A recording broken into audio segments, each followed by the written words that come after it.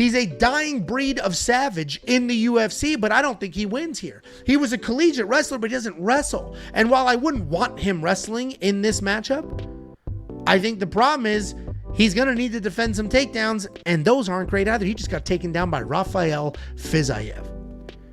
Paddy is absolutely tremendous. His takedowns aren't great, but his size, the scouser chin, and the forward pressure might be enough to actually win a title. I am going to pick Paddy here. I hate how high his chin is in fights. When you're in boxing class, they teach you, a lot of them will put a tennis ball under your chin. You keep the tennis ball there, right? You bounce on your toes. They slide paper under your heels. Make sure you're on your toes. You could put a volleyball under Paddy Pimblett's chin. Fuck a tennis ball. You could put a volleyball. His head is straight up in the air, and somebody like Justin, who has no problem walking through fire and bombing away, that could be a problem. But Paddy has been very vocal. I am not dumb enough to get knocked out by Justin Gaethje. So I got to ask, with the striking, how do you rate his striking? Because Paddy's going to be, he's known for sort of pushing the action, which makes this a really exciting fight. Do you believe against yourself he'll still be as aggressive, or do you think he's going to be trying to look to get this to the ground as quickly as possible? Well, no, I mean, I think he's going to have to. I mean, obviously, I think he's going to fight smart. I think he's going to fight a smart fight. I think he fought a smart fight versus Chandler. I think in the first round, he was very calculated. He wasn't necessarily over-aggressive, and I expect him to fight like that against me. And, yeah, I really got to control his feet, you know. When it comes to technique, he might not be there, but when it comes to, like, aggression and you know, tenacity, I mean, those are big variables when it comes to striking, and those are things that, you know, he does not lack in. And so I'm going to need to still his momentum and still the confidence, because that's why he is so effective right now. Paddy kind of got ahead of, he did a little video where he was saying, you know, if I beat Justin, I know what you're all going to say. He's the man's 37 and he's past his prime. Just like they said when I beat Bobby King Green, that he was old and he couldn't grapple or whatever he said. And he went through every fight. He said, they're always going to say that, you know? And they did say that, and they do say that, and they kind of might well say that if he beats Justin Gaethje. The reality is, though, Justin looked phenomenal against Rafael Fiziev, you know, and yeah, all right, he got knocked out against Max Holloway. From savage knockouts to slick submissions, opinions are all over the place heading into Paddy Pimblett versus Justin Gaethje. Some insiders see straight chaos, others see total control before the cage even locks shut. Coaches and analysts are split right down the middle, and their predictions could not be more opposite. Some expect a wild brawl, others expect a calculated breakdown. Let's dig into what the pros truly expected from this matchup.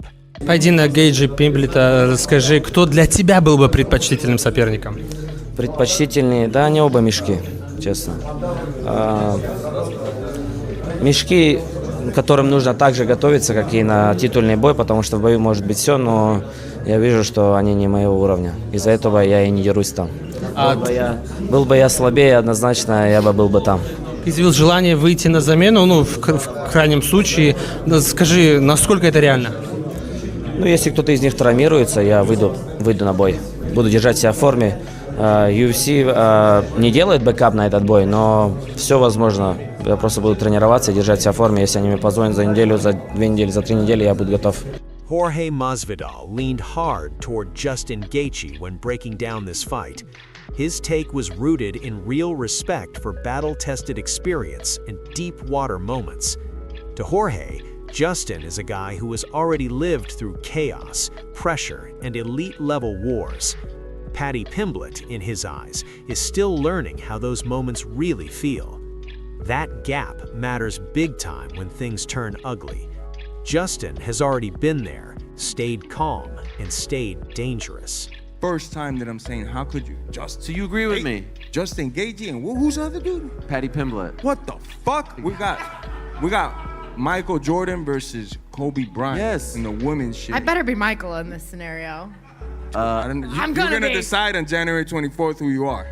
Undisputed title fight. Not only that, she's coming out of retirement. The two greatest. That, the history, the story, like there's an actual story here. I thought it was a no-brainer. I couldn't believe it. No-brainer. I thought it was a mistake when someone told me before. No-brainer. Legit. Easy no-brainer. Now, can I ask? So it's great that he's here because I'm asking you about a man, but he was there for all of this. Yeah. So I was part of her recruiting trip. That's what she's talking yes. But were you there the day they sparred? Were you there the day they sparred? I was, but I didn't get to see it though. But I was there because Masvidal made it clear this was never about hype or personality. He zeroed in on how Gaethje fights when things go sideways. From Jorge's view, Justin does not panic when he gets clipped or dragged into rough exchanges. That mindset stood out more than anything Paddy brings to the table. Jorge felt that unless Paddy could control things early, Justin's pace and pressure would slowly start taking over. I was definitely there, and I done heard all the rumors, but like everybody knows, I ain't gonna say shit. Okay, I fair know enough, everything fair enough. that happened. But what was the vibe? I got on the Brazilians. I speak, enough Portuguese that I know exactly what happened from all the coaches there, and I know all the American coaches, so I knew everything. Could you tell though that there was something there? Yeah. Could you tell there was something there though? Could you tell that this was inevitable? Of course, yeah. Especially with chicks in the gym, and she'll tell you they're very territorial, maybe more than dudes. They're very catty too. They don't like certain cliques, so they're like, it's war every time. The few times the guys will stop and watch sparring is when it's like two girls that got it out for each other because they're going like it's a fight. When Angelo talked about Justin, he did not dodge the brutal knockout loss everyone remembers. He acknowledged it, but treated it like part of the price you pay with Gaethje's all-action style. To him, Justin still holds massive value because he always shows up and brings heat, no matter the risk. That forward pressure and willingness to trade is exactly why the UFC trusts him when they need guaranteed fireworks. Angelo made it clear that reliability played a huge role here. I also get how Justin Gaethje got here. Yeah, he was just 2 fights ago, face down on the canvas at UFC 300 in what will live forever as one of the greatest knockouts of all time. I get it. I saw it. My live reaction to that was like, oh my God. But you know what you get with Justin Gaethje? You get a kid who shows up, throws down. He's an exciting guy. He will get in your face. He will punch. He's not going to play some boring bullshit. He will fight.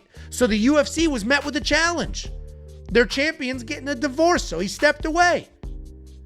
And now they need to either hold up the entire division or put together a freaking fight for the boys. So they put together a fight for the boys, and this is what they came up with, and I don't hate it. The technical breakdown leaned heavily on styles. Angelo saw Gaethje as deadly on the feet, but more limited once fights turned messy and hit the mat.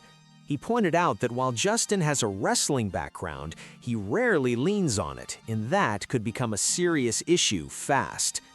Paddy Pimblett's size stood out big time, especially at this weight class.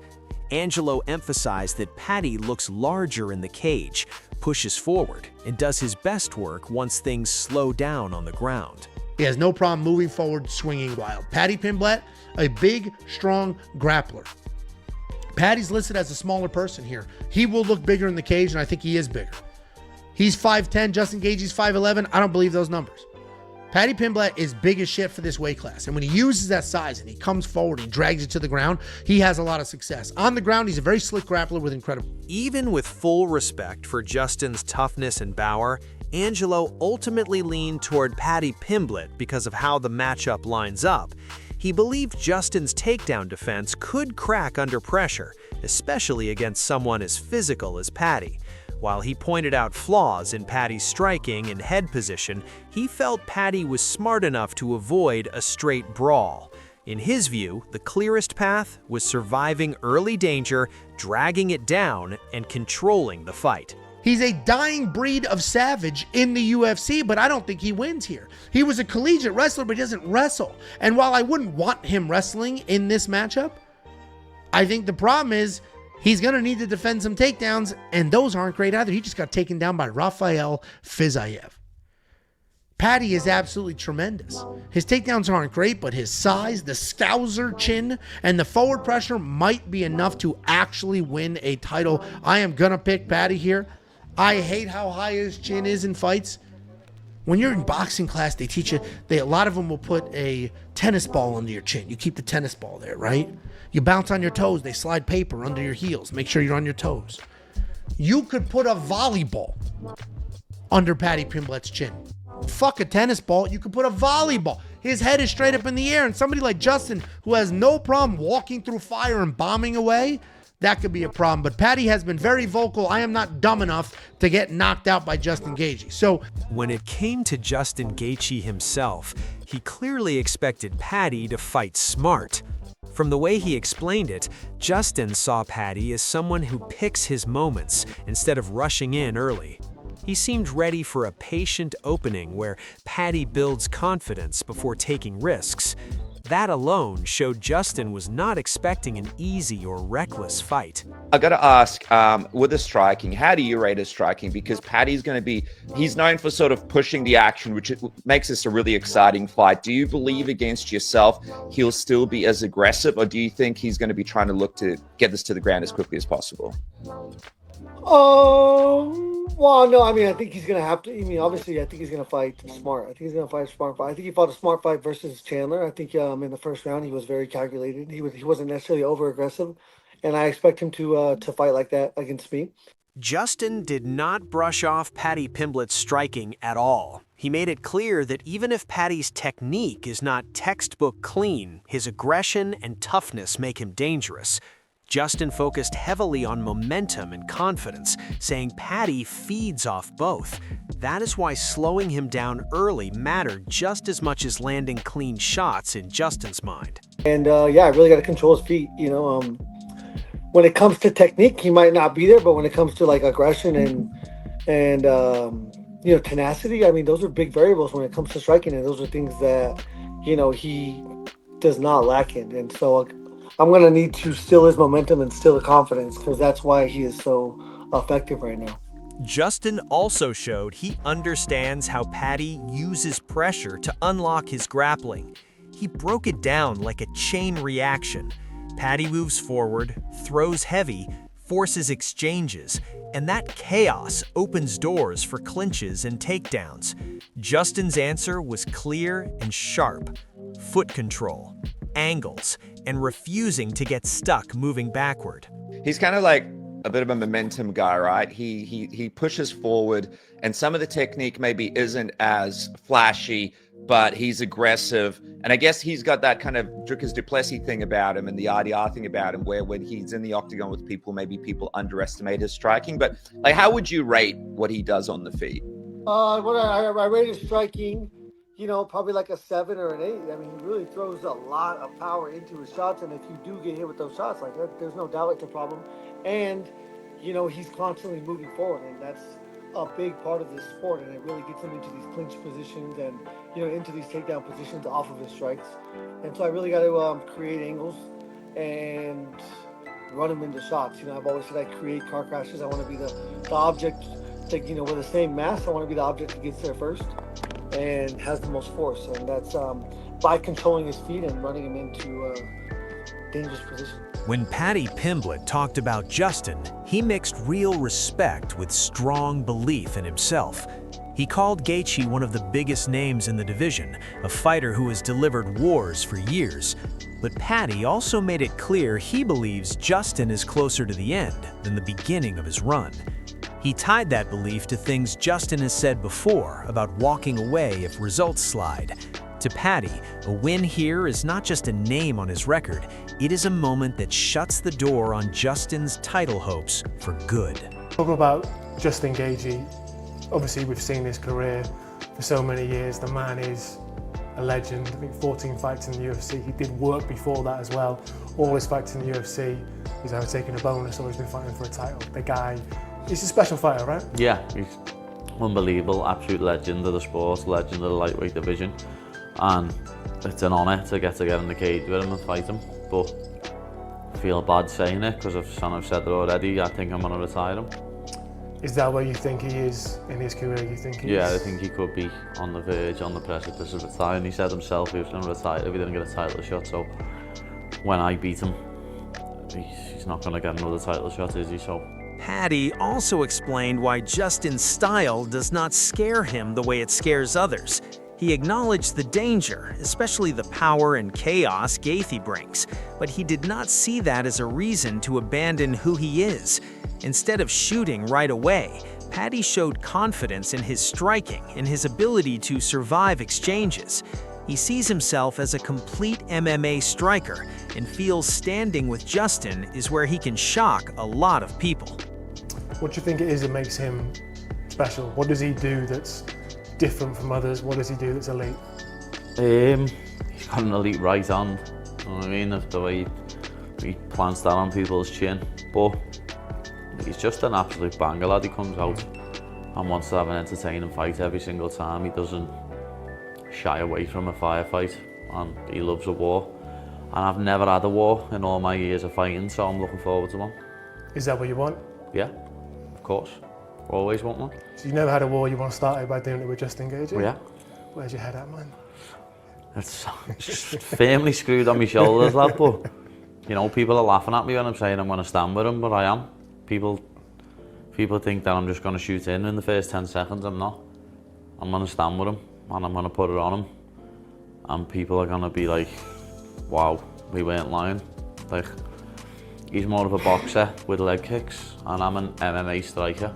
I don't do just boxing or Thai boxing or kickboxing or taekwondo or karate. I'm an MMA striker, and you'll see that when I fight him. Michael Bisping suggested that if Paddy wins, a lot of people will rush to take credit away from it. He believes fans will instantly say Justin is getting older or is no longer the same fighter. Bisping pushed back hard on that idea. He made it clear that Justin has still looked dangerous recently, and that one knockout does not mean someone is finished. He explained why this matchup makes sense right now, pointing out that Justin has been dropped before and that history matters in this sport.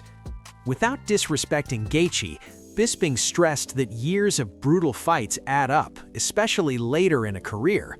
At the same time, he reminded fans that all of Justin's losses came against elite competition, which says more about his level than any decline.